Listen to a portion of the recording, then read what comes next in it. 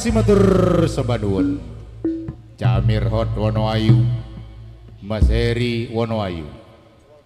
Senin Waki di bulan Jumatil Awal, tidak ketinggalan Cak Nasir Basori Resongo, Cak Ahmad Subatas Resongo, Cak Samuli Erni Resongo. Ajarnya sama, Minggu Kliwon di bulan Jumatil Awal, nangkap tayub.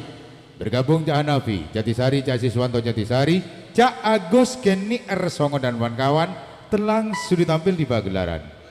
Jaibongan salajengipun atas permintaan ketujuh tuan rumah. Kita panggil yang terhormat orang nomor 1 di pemerintahan Desa Tunjung, yang terhormat Bapak Kepala Desa Haji Sarirosi Tunjung, dipun dampingi Cak Suryam Sawaran Kulon. Langsung monggo.